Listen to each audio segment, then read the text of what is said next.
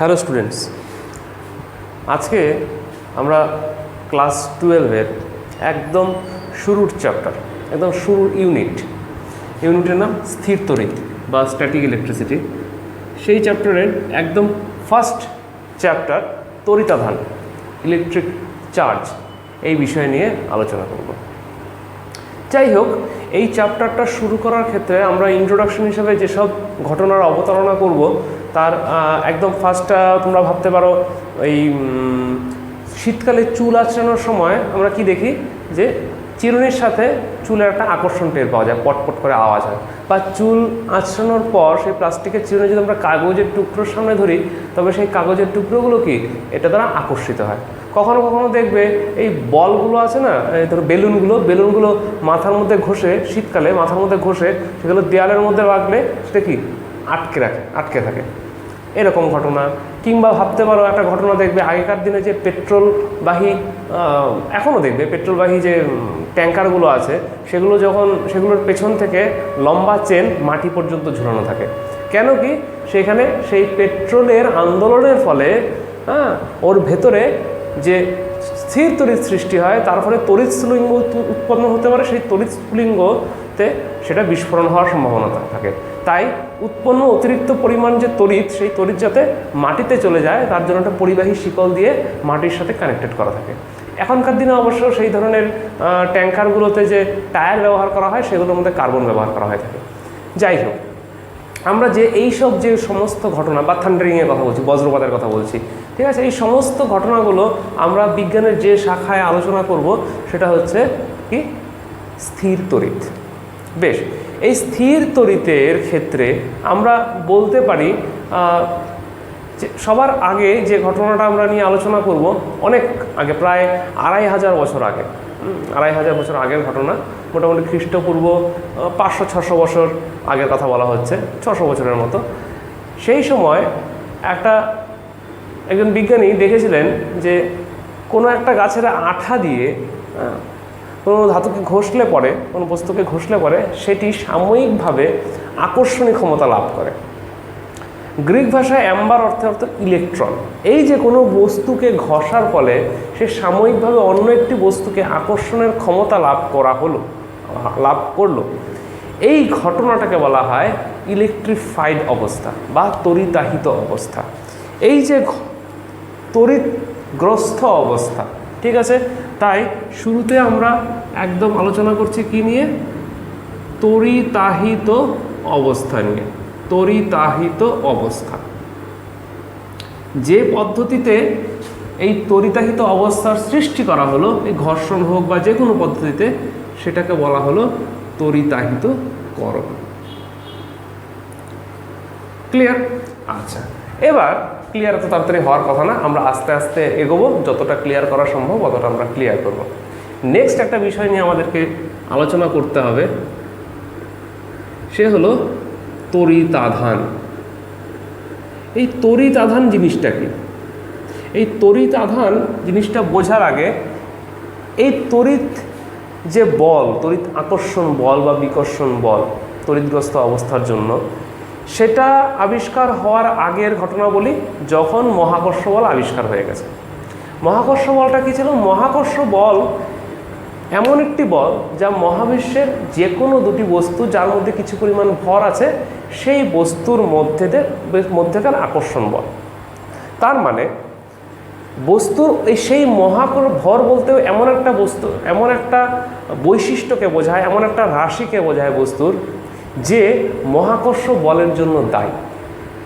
ঠিক তেমনি ঘর্ষণের ফলে কোনো একটা বস্তুর মধ্যে আমরা কি রেখেছি? আকর্ষণের ক্ষমতা জন্মায়, তড়িতাহিত অবস্থার সৃষ্টি হয়।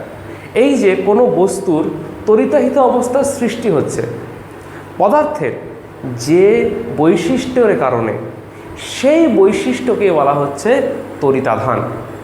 তাহলে এক কথায়, পদার্থের যে বৈশিষ্ট্যর কারণে কোনো বস্তুর মধ্যে তড়িৎগ্রস্ত অবস্থার উদ্ভব ঘটে, অথবা বলতে পারো আকর্ষণী বা বিকর্ষণী ক্ষমতা লাভ করে, সেই বৈশিষ্ট্যটিকে বলা হয় বস্তুর তড়িতাধান। ঠিক ভরের ক্ষেত্রে যেমন আমরা প্রশ্ন করে উত্তর পাই না যে ভর কি দিয়ে তৈরি, তেমনি আমরা এই তড়িতের ক্ষেত্রে ঠিক একই রকমভাবে তড়িতাধান কি দিয়ে তৈরি তার উত্তর কিন্তু আমরা করতে পারি না। তড়িতাধান একটি, আমরা কি বলছি, একটি বৈশিষ্ট্য, একটি রাশি, ঠিক আছে, যার জন্য এই তড়িৎগ্রস্ত অবস্থা উৎপন্ন হচ্ছে, যার জন্য দুটি তড়িতাহিত বস্তু পরস্পরের মধ্যে আকর্ষণ বা বিকর্ষণ বল প্রয়োগ করছে। তাহলে তড়িতাধান হলো সেই একটি মৌলিক রাশি। বোঝা গেল? এই তড়িতাধানের ক্ষেত্রে যে একক ধরা হয়েছে, তড়িতাধানের একক ধরা হয়েছে সিজিএস পদ্ধতিতে, এর একক ধরা হয়েছে ইএসইউ। ইএসইউ মানে ইলেকট্রোস্ট্যাটিক ইউনিট, বা এর আরেকটাকে বলা হয়েছে স্ট্যাট কুলম। এবং এসআই পদ্ধতিতে এর যে একক ধরা হয়েছে তা হচ্ছে কুলম। জানবে এই কুলম এবং স্ট্যাট কুলমের মধ্যে একটা সম্পর্কও আছে। 1 কুলম সমান সমান 3 × 10⁹ ইএসইউ বা স্ট্যাট কুলম। এই তড়িতাধানের যদি আমি মাত্রার কথা বলি, এটা গেল কি তড়িতাধানের এককে, ইউনিট। তড়িতাধানের মাত্রা হচ্ছে আই/টি, যেখানে আই প্রবাহ মাত্রা এবং টি হচ্ছে সময়ের মাত্রা। পরবর্তীতে তড়িতাধান এবং প্রবাহ মাত্রা কীভাবে সম্পর্কযুক্ত সেটা আমরা আমাদের সামনে আসা বিভিন্ন ভিডিওগুলোতে আমরা আলোচনা করব, ঠিক আছে। এবার প্রশ্ন হলো, প্রকৃতিতে তড়িতাধান কিভাবে পাওয়া যায়? সেই প্রশ্নের উত্তর খুঁজতে গেলে আমাকে জানতে হবে যে তড়িতাধানের টাইপ। আচ্ছা, সেই তড়িতাধানের টাইপের আলোচনা করতে গিয়ে তারও আগে আমরা এই যে দুটো বস্তু ঘর্ষণের ফলে যে তড়িতাহিত অবস্থার সৃষ্টি হলো, বা তড়িৎগ্রস্ত অবস্থার সৃষ্টি কি করে হয়, ঘর্ষণের ফলে তড়িতাহিত অবস্থা কি করে সৃষ্টি হলো সেটা তো আমরা আলাদা করে বলতে পারি, কিন্তু এই তড়িৎগ্রস্ত অবস্থাটার মানে কি, কীভাবে একটি বস্তু তড়িতাহিত হয়, সেটা আমার কিন্তু জানার প্রয়োজন আছে। তা সেটা আগে আমরা ব্যাপারটাকে বোঝার চেষ্টা করি। দেখো, কোনো একটা পরমাণু, আমরা অলরেডি পরমাণুর কথা জেনেছি যে পরমাণুর মধ্যে কি আছে, প্রোটন আছে, নিউট্রন আছে নিউক্লিয়াসের কেন্দ্রে, নিউক্লিয়াসে, এবং তার চারিদিকে ইলেকট্রনগুলো কি ঘুরে বেড়াচ্ছে। তাহলে আমি যদি একটা নিউক্লিয়াসকে ভাবি কিছু প্রোটন এবং কিছু এক্স পরিমাণ প্রোটন, হ্যাঁ, এক্স পরিমাণ পজিটিভ, কিছু পরিমাণ প্রোটন, কিছু পরিমাণ নিউট্রন, এবং তার বাইরে ঘূর্ণায়মান কিছু পরিমাণ ইলেকট্রনের সমাহার। এবং আমরা দেখেছি ঠিক যতগুলি এখানে প্রোটন থাকে ঠিক ততগুলি সেখানে কি থাকে, ইলেকট্রন থাকে। যতগুলি প্রোটন ততগুলি ইলেকট্রন। আমি এখানে মোটামুটি ধরে নিয়েছি 6টা ইলেকট্রনের কথা বলেছি, তা এখানে মোটামুটি তুমি ভেবে নিতে পারো অবশ্যই থাকবেই 6টা ইলেকট্রনও থাকবে। 1 2 3 4 5 6, 6টা প্রোটন 6টা ইলেকট্রন মিলে পরমাণুটি নিস্তরিত অবস্থায় থাকে। যদি কোনোভাবে এখান থেকে একটি ইলেকট্রন বাইরে বেরিয়ে যায়, তাহলে প্রোটনের সংখ্যা কত হলো? প্রোটনের সংখ্যা থাকলো কিন্তু সেই 6টি, কিন্তু ইলেকট্রন হয়ে গেল কয়টি? 5টি। তাহলে এটি আর নিস্তরিত অবস্থায় থাকতে পারছে না। আমরা কি জানি, এই প্রোটনের আধান কেমন হয়? প্রোটনের আধান হয় ধনাত্মক আধান এবং ইলেকট্রনের আধান হয় ঋণাত্মক আধান। তার আধানের মান কত? আধানের মান দুজনের ক্ষেত্রেই সমান, কিন্তু টাইপটা আলাদা, ডিফারেন্ট টাইপ হওয়ার জন্য তারা পরস্পরকে প্রশমিত করে দিতে পারে, ঠিক আছে। তাহলে এখন প্রশ্ন হলো, এখানে এই দুটোর মধ্যে আলটিমেটলি আধান অবস্থায় কি আছে? এখানে কিন্তু একটি প্রোটনের আধান অবশিষ্ট রয়েছে। তার ফলে এই ক্ষেত্রে যখন একটি ইলেকট্রন বেরিয়ে আসবে তখন সেটি একটি ধনাত্মক তড়িৎগ্রস্ত অবস্থার উদ্ভব করবে। আবার যদি এমন হয় যে একটি ইলেকট্রন এর মধ্যে প্রবেশ করেছে কোনো না কোনোভাবে, তখন কী হবে? স্বাভাবিকভাবে এবার দেখো প্রোটনের সংখ্যা কিন্তু 6টাই আছে, ইলেকট্রনের সংখ্যা 6 আর 1 হয়ে গেল 7। তাহলে 6টা প্রোটন 6টা ইলেকট্রনকে নালিফাই করে দেবে, আলটিমেটলি একটা ইলেকট্রনের আধান অবশিষ্ট থেকে যাবে। তার ফলে এই পরমাণুটি ঋণাত্মক তড়িৎগ্রস্ত অবস্থায় পরিণত হবে। এই হলো ধনাত্মক তড়িৎগ্রস্ত হওয়ার উপায় বা ঋণাত্মক তড়িৎগ্রস্ত হওয়ার উপায়। তাহলে একটা জিনিসকে আমরা খেয়াল করতে পারলাম যে প্রথমত এখানে আমরা প্রথমেই স্বীকার করে নিলাম যে তড়িতাধানের দুটো টাইপ, একটা পজিটিভ টাইপ আর একটা নেগেটিভ টাইপ। এবার এই পজিটিভ টাইপ বলো অথবা নেগেটিভ টাইপ বলো, দুটোর ক্ষেত্রেই টোটাল তড়িতাধানটা আমি কি হিসাবে বের করছি? টোটাল তড়িতাধানটা বের করছি আমরা একটা প্রোটনের তড়িতাধান অথবা একটা ইলেকট্রনের তড়িতাধানের গুণিতক হিসাবে। ভেবে রাখো, এখানে আমরা কি পেলাম? এর যে তড়িৎগ্রস্ত অবস্থাটা পেলাম, এর তড়িৎগ্রস্ত অবস্থায় একটি প্রোটনের আধানের সমান, এখানে এর তড়িৎগ্রস্ত অবস্থায় একটি ইলেকট্রনের আধানের সমান। অর্থাৎ আমরা যে এই তড়িতাধানের দুটো টাইপ বললাম, কি বললাম? তড়িতাধানের দুটো টাইপ, একটাকে বলেছি আমি পজিটিভ টাইপের তড়িতাধান, আরেকটাকে বলেছি নেগেটিভ টাইপের তড়িতাধান। এই পজিটিভ টাইপের তড়িতাধান প্রকৃতপক্ষে কিসের তড়িতাধান? প্রোটনের আধান। এবং নেগেটিভ টাইপের আধান মানে কিসের আধান? ইলেকট্রনের আধান। তাহলে কোনো বস্তুর মধ্যে ইলেকট্রনের যদি কম বেশি হয়, ঠিক আছে, প্রোটনের কম বেশি হওয়াটা সহজে সম্ভব না, কারণ নিউক্লিয়াসের সাথে নিউক্লিয় বলের দ্বারা আবদ্ধ অবস্থায় থাকে। তাহলে পরিবর্তন হওয়া সম্ভব সাধারণত কীভাবে?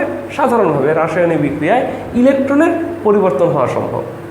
সেই ক্ষেত্রে কি হবে? সেই ক্ষেত্রে ইলেকট্রনের কম বেশি হওয়ার জন্য গোটা পরমাণুতে হয় প্রোটনের সংখ্যা বেশি হবে অথবা ইলেকট্রনের সংখ্যা বেশি হবে। তাহলে সেই হিসাবে কোনো অবস্থায় প্রকৃতিতে যদি আমি তড়িতাধানের কথা বলতে চাই, সেই তড়িতাধান মুক্ত অবস্থায় যেটা আমরা পাচ্ছি প্রকৃতিতে পাচ্ছি কি হিসাবে? ইলেকট্রন বা প্রোটনের আধানের গুণিতকের হিসাবে। ক্লিয়ার? ইলেকট্রন বা প্রোটনের আধানের গুণিতক হিসাবে। তাহলে সেই হিসাবে দেখতে পাচ্ছি আমরা যে কোনো আধান, তড়িতাধান প্রকৃতিতে পাচ্ছি ইলেকট্রন বা প্রোটনের আধানের গুণিতক হিসাবে। এই যে ঘটনা, এটাকে বলা হচ্ছে তড়িতাধানের কোয়ান্টায়ন। তার মানে কোনো বস্তুতে আমি কিছু পরিমাণ আধান তড়িৎগ্রস্ত অবস্থা পেয়েছি, কেন উৎপন্ন হয়েছে? হয় ওখান থেকে ইলেকট্রন বেরিয়ে গেছে, না হয় ইলেকট্রন সেখানে প্রবেশ করেছে। তাহলে সেই অনুযায়ী ইলেকট্রন প্রবেশ করলে তাতে ইলেকট্রনের সংখ্যা বেশি হয়ে গেছে, তাহলে তার আধান যতগুলো ইলেকট্রন প্রবেশ করেছে তার ততগুলি ইলেকট্রনের আধানের সমান হবে। আবার যদি কোনো পরমাণু থেকে ইলেকট্রন বেরিয়ে আসে তাহলে তার আধান কী হবে? সেখানে প্রোটন ততগুলি বেশি হয়ে গেল, যতগুলি ইলেকট্রন বেশি বেরিয়ে এলো ততগুলি প্রোটন বেশি হয়ে গেল। সেই ক্ষেত্রে তার আধান কত হবে? ততগুলি প্রোটনের আধানের সমান, তাই সেটি ধনাত্মক। তাহলে কোনো বস্তুতে মোট আধান কিউ, সাধারণত আমরা তড়িতাধানকে কিউ চিহ্ন দ্বারা প্রকাশ করি, সমান সমান N E plus minus N E. কেন? যদি সেটি ইলেকট্রন হয় তবে ইলেকট্রনের আধান অথবা প্রোটনের আধান এর মান কত হয়? 1.6 × 10⁻⁻19 কুলম্ব। এটা তোমাদের বারবার লাগবে, মনে রাখবে, একটি ইলেকট্রনের আধান। এবং একটি প্রোটনের আধান কত হবে? ঠিক মানটা সমান 1.6 × 10⁻⁻19 কুলম্ব। ইলেকট্রনের ক্ষেত্রে সামনে মাইনাস, প্রোটনের ক্ষেত্রে সামনে প্লাস হবে। ঠিক সেই কারণেই আমরা এখানে প্লাস বা মাইনাস এন ই লিখলাম, যেখানে এন এর মান কত? এন এর মান 1, 2, 3 ... যে কোনো হতে পারে। যতগুলো ইলেকট্রন বেরিয়ে আসবে বা ঢুকবে তার উপরেই কিন্তু সেটা ডিপেন্ড করছে। তাহলে এখান থেকে আরও একটা জিনিস খেয়াল করতে পারো, যদি কোনো পরমাণু তড়িৎগ্রস্ত হয় তাহলে তাতে যেহেতু ইলেকট্রন বেরিয়ে যায় বা ইলেকট্রন প্রবেশ করে, তাহলে ইলেকট্রনের তো একটা ভর আছে, তার মানে সেই ক্ষেত্রে সেই পদার্থের ভরের হ্রাস বৃদ্ধি ঘটবে। তাহলে ফার্স্ট আমরা একটা পয়েন্ট নিই, যদি ইলেকট্রন বেরিয়ে যায়, ইলেকট্রন যদি বেরিয়ে যায় তাহলে কি হবে? ইলেকট্রন সেখানে কিছু পরিমাণ কমে গেল, ইলেকট্রন কমে গেল তার মানে প্রোটন বেড়ে গেল, তার মানে সেটি পজিটিভ বা ধনাত্মক তড়িৎগ্রস্ত অবস্থায় গেল, এবং যেহেতু ইলেকট্রন বেরিয়ে গেল তাহলে কিছু পরিমাণ ভর কমে গেল, অর্থাৎ এই ক্ষেত্রে ভর হ্রাস হয়। ইলেকট্রন যদি প্রবেশ করে তবে স্বাভাবিকভাবে সেটি ঋণাত্মক তড়িৎগ্রস্ত হয়ে গেল। এবার কিছু পরিমাণ ইলেকট্রন প্রবেশ করার কারণে তার ভর বৃদ্ধি পেল। এবার কি পরিমাণ ভর হ্রাস বা বৃদ্ধি পেল? তাহলে ভরের পরিবর্তন কিসের জন্য? পরমাণু তড়িৎগ্রস্ত হওয়ার জন্য। পরমাণু তড়িৎগ্রস্ত হওয়ার জন্য যে ভরের পরিবর্তন হলো সেটাতে কত হলো? একটি ইলেকট্রনের ভর ইন্টু যতগুলি ইলেকট্রন বেরিয়ে, বা প্লাস মাইনাস লিখি, plus minus n into m e, যেখানে জানবে একটি ইলেকট্রনের ভর 9.1 ইন্টু 10⁻³ কিলো। এটা হচ্ছে একটা ইলেকট্রনের ভর। তাহলে সেখানে যতগুলো ইলেকট্রন বেরিয়ে যাবে ততগুলো ইলেকট্রন কি হবে? ততগুলো ইলেকট্রনের ভর দিয়ে গুণ করব, করে নিয়ে এতখানি ভর কি কমে যাবে। যদি ইলেকট্রন প্রবেশ করে স্বাভাবিকভাবে তাহলে পজিটিভ হলে কি হবে? ইলেকট্রন ভর কমে যাবে বস্তুর, এবং নেগেটিভ হলে তার ইলেকট্রন ভর বৃদ্ধি পাবে। এইভাবে আমরা এখান থেকে এই টাইপের অঙ্ক চলে আসে যে কোনো বস্তুর মধ্যে যদি কিছু পরিমাণ আধান দেওয়া হয়, হ্যাঁ, তবে সেটি কতগুলো ইলেকট্রনের আধানের সমান। বা কোশ্চেন এরকমভাবে আছে কিছু পরিমাণ আধান তোমাকে দিয়ে দিল, সেই আধান দেওয়া কি বাস্তবে সম্ভব? বাস্তবে থাকা সম্ভব? সেটা কি করে সম্ভব? n = q/e। তার মানে যে আধানটা দেওয়া হয়েছে তাকে তুমি একটি ইলেকট্রনের আধান দিয়ে ভাগ করো। যদি সেটি কোনো বাস্তব অখণ্ড গুণিতকের মান আসে তবে নিশ্চয়ই সেই আধান দেওয়া যাবে। কিন্তু যদি সেটি ফ্র্যাকশন আসে তার মানে সেটা কোনো আধান দেওয়া যায় না, কারণ আধান দিতে হলে সেটাকে ইলেকট্রনের আধানের গুণিতক হিসেবেই দিতে হবে। কারণ একটা ইলেকট্রন যেতে পারে, দুটো ইলেকট্রন যেতে পারে, তিনটে ইলেকট্রন যেতে পারে, 3/2 ইলেকট্রন, অর্ধেক ইলেকট্রন, সেটা তো যাওয়া সম্ভব না বা সেটা আসাও সম্ভব না, তাই না? তাই সেখানে অখণ্ড গুণিতকের প্রশ্নটা এসছে। তাই কিছু পরিমাণ আধান দেওয়া যায় কি নেওয়া যায় সেটা বুঝতে হলে আমাদেরকে ভাবতে হবে এই টোটাল আধানকে একটি ইলেকট্রনের আধানকে দিয়ে ভাগ করব। ঠিক আছে, দেখবো অখণ্ড গুণিতক আসে কিনা। আর কোনো পদার্থের মধ্যে এটা দিয়েও অঙ্ক আসে যে কিছু পরিমাণ কোনো একটা বস্তুকে তড়িৎগ্রস্ত করা হলো, সেটা পজিটিভ হলো না ঋণাত্মক হলো, সেটা দেখে নিয়ে সেই বস্তুর ভর বৃদ্ধি পেল না হ্রাস পেল, সেটাও কিন্তু নির্ণয় করা যায়। এইভাবে আমরা তড়িতাধান এবং তড়িতাধানের সাথে তড়িতাধানের কোয়ান্টায়নের সম্পর্কটাও কিন্তু আমরা বের করতে পারি। নেক্সট একটা গল্প বলবো এই তড়িতাধান সম্পর্কিতই যেসব কথা, তার মধ্যে একটা ইনভ্যারিয়েন্স অফ চার্জ। ঠিক আছে, অর্থাৎ এটাকে বলতে পারো তুমি তড়িতাধানের অপরিবর্তনীয়তা। খুব সহজ ভাষায় বলতে গেলে তড়িতাধান দ্রুতি নিরপেক্ষ, দ্রুতি বলতে পারো, দ্রুতি নিরপেক্ষ বলতে পারো, কিংবা তোমরা ফ্রেম অফ রেফারেন্স মানে হচ্ছে ফ্রেম অফ রেফারেন্সের বাংলা নির্দেশতন্ত্র, নির্দেশতন্ত্র নিরপেক্ষ বলতে পারো। কীরকম ঘটনাটা? যেমন দেখো এর আগে তোমরা পড়েছ ভরের কথা। ভর দু রকমের হয়, একটা হলো বিরাম ভর বা স্থির ভর, আর একটা হচ্ছে আপেক্ষিক ভর। কোনো বস্তু যখন গতিশীল হয় আমরা কি করেছি? m = m0/√1 - v²/c²। সেটা হচ্ছে তার আপেক্ষিক ভর। অর্থাৎ বস্তু যখন খুব বেশ জোরে গতিশীল হয় তখন তার গতিবেগ ভর ধীরে ধীরে বৃদ্ধি পেতে থাকে। তাহলে স্থির বা গতিশীল অবস্থায় কিন্তু ভরের পরিবর্তন হচ্ছে, কিন্তু আধানের ক্ষেত্রে কিন্তু সেরকম কোনো ঘটনা ঘটে না। ও কোন ফ্রেম অফ রেফারেন্সে আছে কিংবা সে কতটা গতিবেগে আছে তার কোনো কিছুর ওপর আধানের মান নির্ভর করে না। তড়িৎ আধান একটি মৌলিক ঘটনা, তার মান এখানে না কোয়ান্টায়নের, তার মান এখানে না দ্রুতির উপর নির্ভর করে না নির্দেশতন্ত্রের উপর নির্ভর করে, কোনোটির উপরেই কিন্তু নির্ভর করে না। আরেকটা কথা, এখানে তড়িতাধানের সম্পর্কিত আরেকটা জিনিস জানতে হবে, সেটা হচ্ছে তড়িতাধানের সংরক্ষণ। তড়িতাধানের সংরক্ষণ কী জিনিস? তড়িতাধানের সংরক্ষণ একটা বদ্ধ সিস্টেমের কথা যদি আমরা ভাবি, সেই বদ্ধ সিস্টেমে মোট তড়িতাধান সর্বদাই কি হয়? একই থাকে, মোট তড়িতাধান সর্বদাই একই থাকে। ধরুন একটা সিস্টেমের কথা আমরা বলছি, এই একটা সিস্টেম, এই সিস্টেমে 3টে বস্তু আছে, 3টে বস্তুতেই চার্জ আছে। একটাতে ধরে নাও +2 কুলম, কথার কথা এটা +2 কুলম বলছি, সেরকম থাকা সম্ভব নয়, তা আমরা বলছি। হ্যাঁ, আরেকটাতে ধরে নাও +5 কুলম, আরেকটাতে ধরে নাও +3 কুলম। এবার এটাকে আমি ঝাঁকাঝাঁকি করলাম বা কিছু একটা করলাম, তাতে প্রত্যেকের সঙ্গে টাচ হয়ে এর তড়িতাধান পরিবর্তন হওয়া শুরু হলো। এটা চেঞ্জ হয়ে গেল 5 কুলম প্রথমটা, দ্বিতীয়টা পরিবর্তন হয়ে গেল 3 কুলম, তাহলে নিশ্চয়ই তৃতীয়টা হবে 5 3 8 আর 2 10, তৃতীয়টা নিশ্চয়ই 2 কুলম হবে। অর্থাৎ টোটাল তড়িতাধান এক্ষেত্রে কিন্তু সেম থাকবে। তখন আমরা এটাকে লিখি এরকমভাবে, summation of QI is equal to constant. এটা সবসময় সেম থাকবে। বারবার বলে দিয়েছি এটা একটা বদ্ধ সিস্টেমের ক্ষেত্রে এই ঘটনাটা কিন্তু ঘটে। এটাকে বলা হয় তড়িতাধানের সংরক্ষণ।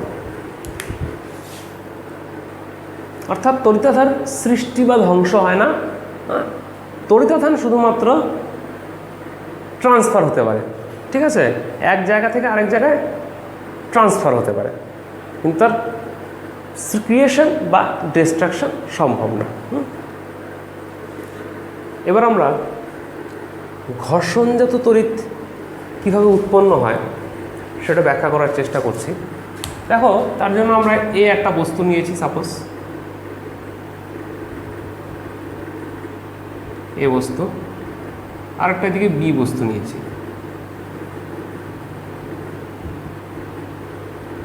এ বস্তুতে কিছু পরিমাণ প্রোটন আছে, কিছু পরিমাণ ইলেকট্রন আছে। সাপোজ আমার হিসেবের সুবিধার্থে আমরা এখানে 10টি প্রোটন, ঠিক আছে, আবার 10টি ইলেকট্রনের কথা বলছি। এই বি বস্তুতে 15টি প্রোটন এবং স্বাভাবিকভাবে তাতে 15টি ইলেকট্রন আছে। ক্লিয়ার? এবার বস্তু দুটোকে ঘষা শুরু করে, তো বস্তু দুটোকে ঘষার ফলে বস্তুর মধ্যে কি উৎপন্ন হবে? একটা গতিশক্তির উৎপন্ন হবে, কাইনেটিক এনার্জি। এই গতিশক্তি উদ্ভব করবে তাপীয় শক্তির, ঠিক আছে। এই যে তাপ শক্তি আছে, থার্মাল এনার্জি আছে, এই থার্মাল এনার্জি পরমাণুটা গ্রহণ করবে। এবার পরমাণু গ্রহণ করাতে, যে কোনো পরমাণুই গ্রহণ করার ফলে কি হবে? দেখো, নিউক্লিয়াসের চারিদিকে ইলেকট্রনগুলো রিভলভ করছে আলাদা আলাদা কক্ষপথে, সেগুলো আমরা ছোটো ক্লাসে শিখে গেছি। তাহলে আউটার মোস্ট শেল, সবচেয়ে বাইরের কক্ষের যে ইলেকট্রন আছে, সেই ইলেকট্রনটি নিউক্লিয়াস থেকে কি আছে? সবচেয়ে দূরে আছে, তার ফলে তার আকর্ষণ বল সবচেয়ে কম আছে। সেই বাইরের কক্ষের ইলেকট্রনটি বা ইলেকট্রনগুলি, কিছু ইলেকট্রন, সে এই গতিশক্তি থেকে উদ্ভূত তাপ শক্তি গ্রহণ করে কি হচ্ছে? প্রয়োজনীয় শক্তি লাভ করে নিউক্লিয়াস থেকে বেরিয়ে আসার জন্য। এবার তার ফলে কিছু ইলেকট্রন সেখান থেকে বেরিয়ে এসে আরেকটি পদার্থে গমন করে। নির্ভর করছে এই দুটো পদার্থের মধ্যে কার ইলেকট্রনের প্রতি আসক্তি বেশি। ধরে নেওয়া যাক এখানে বি পদার্থের এ পদার্থের ইলেকট্রনের আসক্তি বেশি, তবে এই তাপশক্তি গ্রহণ করে একটি বা দুটি ইলেকট্রন, ধরে নাও একটি ইলেকট্রন কি হলো? বি থেকে সেই তাপ গ্রহণ করে ছিন্ন হয়ে একটি ইলেকট্রন এতে প্রবেশ করলো। স্বাভাবিকভাবেই এখানে একটি ইলেকট্রনের সংখ্যা বেড়ে গেল, আর এখানে একটি ইলেকট্রনের সংখ্যা কমে গেল। তাহলে এখানে ইলেকট্রন বাড়লো, তার মানে এখানে একটি ইলেকট্রন কমল। সেই হিসাবে কি দাঁড়াচ্ছে? এর ফলে আমরা এখানে দেখতে পাচ্ছি এখানে 14টি ইলেকট্রন হয়ে গেল, আর এখানে হয়ে গেল কতই? 11টি ইলেকট্রন। ফলে এ বস্তুটি এবার ঋণাত্মক তড়িৎগ্রস্ত হয়ে গেল এবং বি বস্তুটি একটি ইলেকট্রন বর্জন করে ধনাত্মক তড়িৎগ্রস্ত হয়ে গেল। বুঝতে পারলাম ঘর্ষণজাত তড়িৎ কীভাবে সৃষ্টি হচ্ছে। এটাই সবচেয়ে লেটেস্ট ইলেকট্রনীয় মতবাদ দ্বারা ব্যাখ্যা। এবার ঠিক কোন পদার্থকে দিয়ে কোন পদার্থ ঘষলে এটা আরবিট্রারি যে কোনো পদার্থ থেকে যে কোনো পদার্থে ইলেকট্রন চলে যায় না, অর্থাৎ যে কোনো পদার্থ ধনাত্মক বা ঋণাত্মক আধানে আহিত হয় না, সেটা নির্ভর করছে তার কি বলেছি তড়িৎ মানে ইলেকট্রনের আসক্তির উপর। এটাকে বলা হচ্ছে স্থির তড়িৎ শ্রেণী। এই যে এখানে শ্রেণীটা আমি দেখালাম, এই শ্রেণী বরাবর যত নিচের দিকে নামা যাবে ইলেকট্রনের প্রতি আসক্তি তাদের তত বেশি। তাহলে এখান থেকে তুমি যে কোনো দুটি ধরে নাও এখানে আমি নিচ্ছি পশম আর কাচ। যদি পশম আর কাচ হয়, এই পশম আর কাচের মধ্যে কাচ নিচে আছে, তাহলে পশম আর কাচ ঘষার ফলে কাচের ইলেকট্রনের আসক্তি বেশি হওয়ায় পশম থেকে কাচে ইলেকট্রন চলে আসবে। ফলে কাচ নিজে পজিটিভ তড়িৎগ্রস্ত হবে এবং পশম কি হবে কাচ নেগেটিভ তড়িৎগ্রস্ত হবে এবং পশম পজিটিভ তড়িৎগ্রস্ত হবে। আবার এখানে ধরে নিতে পারো তুমি এবার কাচ আর রেশমের মধ্যে, কাচকে আমি এবার রেশম দিয়ে ঘষছি, ঠিক আছে, কাচ রেশম। এবার কি হচ্ছে দেখো, স্বাভাবিকভাবেই রেশম কাচের থেকে নিচে আছে, মানে রেশমের ইলেকট্রনের আসক্তি বেশি। এই ক্ষেত্রে কি হবে, কাচ থেকে একটি বা এক বা ততোধিক ইলেকট্রন রেশমে প্রবেশ করবে। ফলে কাচ এইবার ইলেকট্রন কমে গিয়ে পজিটিভ আধানে আহিত হবে এবং রেশম কী হবে নেগেটিভ আধানে আহিত হবে। দেখো এই কাচের ক্ষেত্রে পশম দিয়ে ঘষার ফলে নেগেটিভ আধান হবে, রেশম দিয়ে ঘষার ফলে পজিটিভ আধানে আহিত হয়ে যাবে। তার ফলে এটা আরবিট্রারি নয়, এটি একটি নির্দিষ্ট নিয়ম মেনে চলে। এই হলো ঘর্ষণজাত তড়িৎ, এইভাবে উৎপন্ন হয়। এবার আমরা ঘর্ষণজাত তড়িৎ হয়ে গেল। এই যে তড়িতাধানের কথা আমরা বললাম না, এতক্ষণ ধরে এই তড়িতাধানের কথা বললাম, এই তড়িতাধানের ওপর এবং এই যে স্থির তড়িতাধানের কথাই বলছি, এই তড়িতাধান কোনো বস্তুর মধ্যে দিয়ে চলাফেরা করতে পারে। তড়িতাধান মানে কি, ইলেকট্রন। সেই ইলেকট্রনগুলো কি ফ্রি ঘুরতে পারে? এই যে এই ক্ষেত্রে দেখো একটা কিন্তু কি হচ্ছে, ঘর্ষণের সৃষ্টি করতে হয়েছে। এই ঘর্ষণের ফলে একটি ইলেকট্রন আরেকটির মধ্যে ট্রান্সফার হয়েছে এবং এই ইলেকট্রনটি কিন্তু এখানে এসে they are not allowed to free to move, তারা কিন্তু ঘুরে বেড়াতে পারছে না, তারা একটা জায়গায় কোনো একটি পরমাণু দ্বারা আবদ্ধ হয়ে গেছে। ক্লিয়ার? তাহলে এই যে আধানগ্রস্ত অবস্থা, সেই আধানগ্রস্ত অবস্থা কিন্তু এই ক্ষেত্রে কি হচ্ছে, একটি জায়গায় সীমাবদ্ধ। আধান সেখানে কি একটা জায়গায় সীমাবদ্ধ, সে চলাফেরা করতে পারছে না। সেই জন্য সেই ক্ষেত্রে সেটাকে বলা হয়, আধানটা ছড়িয়ে যেতে পারছে না, সেটাকে বলা হয় স্থির তড়িৎ। যে ক্ষেত্রে পদার্থবিদ্যার যে শাখায় আধান ছড়িয়ে যেতে পারে না, আধানের স্থির অবস্থা নিয়ে আলোচনা করা হয়, তাকে বলা হয় স্থির তড়িৎ। সাধারণভাবে স্থির তড়িতে আমরা এই ধরনের পদার্থগুলোকেই বেশি নিয়ে থাকি। এগুলো হচ্ছে সব অপরিবাহী বা অন্তরক পদার্থ। হ্যাঁ, পরিবাহীতেও আমরা স্থির তড়িৎ সৃষ্টি করতে পারি, তখন পরিবাহীকে অন্তরিত পরিবাহীতে কনভার্ট করে নিতে হয়।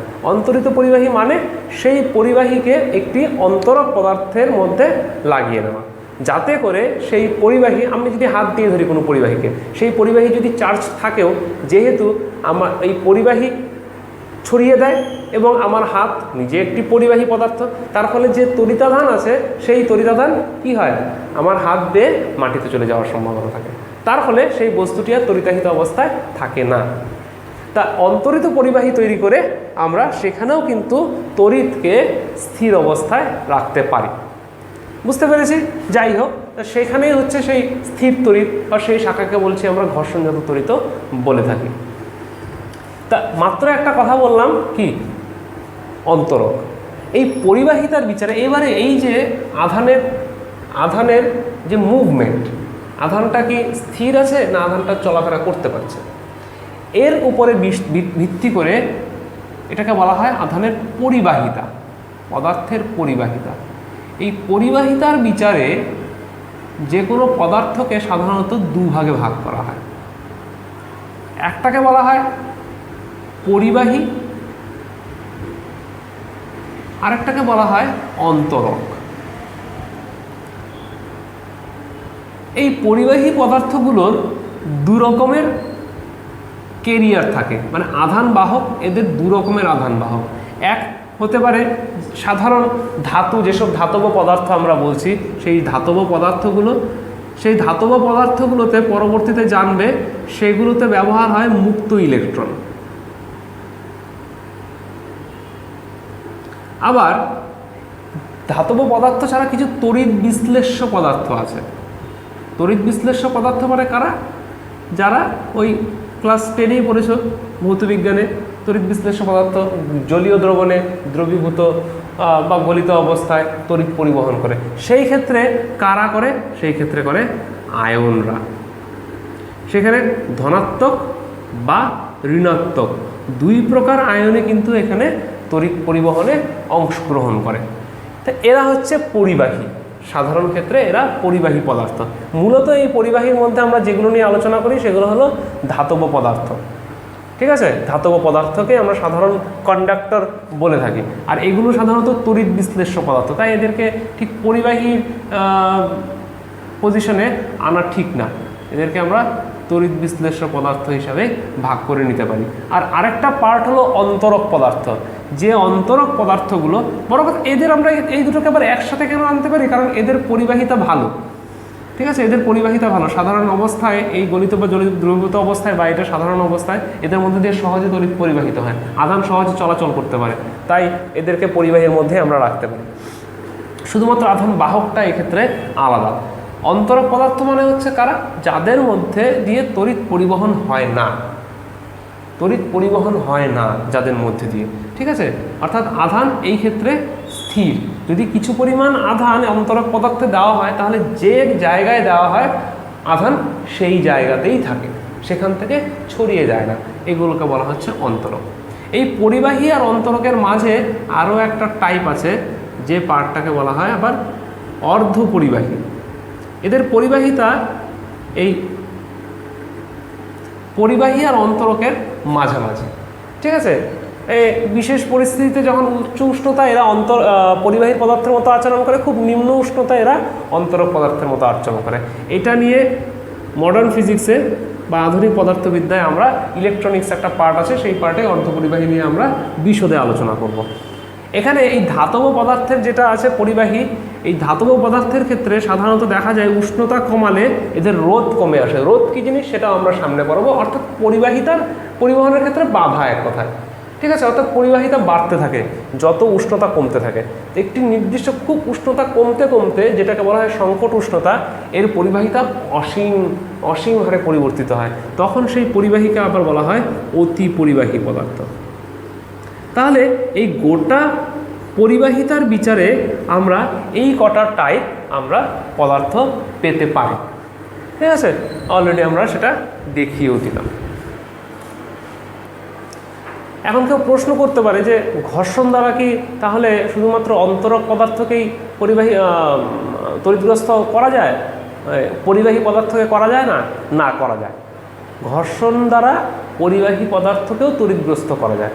সমস্যাটা হলো পরিবাহী পদার্থের ক্ষেত্রে সেই যে ইলেকট্রন যেটি একটি থেকে আরেকটিতে প্রবেশ করলো, সেটি কি একটি জায়গায় সীমাবদ্ধ থাকে না, সেটি ছড়িয়ে পড়ে। ঠিক আছে, তার ফলে সেই তড়িৎ সৃষ্টি হলেও তাকে সাধারণভাবে আটকানো যায় না। ঠিক আছে, সেটি ছড়িয়ে পড়ার দরুন সেখানে সেই জায়গায় আমরা স্থির তড়িতের কথা বলতে পারি না। তাই সেখানে যদি আমরা অন্তরিত পরিবাহী তৈরি করি, সেই ক্ষেত্রে কিন্তু ঘর্ষণ পদ্ধতিতেও তড়িৎ সৃষ্টি হতে পারে। এই পার্টে এই পর্যন্তই পড়ব। সামনের পার্টে আমরা পরবর্তী পার্টে আমরা দেখব যে তড়িতাধান কিভাবে, মানে কোনো একটা বস্তুকে কিভাবে তড়িৎগ্রস্ত করা যায়, কি কি পদ্ধতি তড়িৎগ্রস্ত করা যায়, সেই বিষয়ে আমরা আলোচনা করব।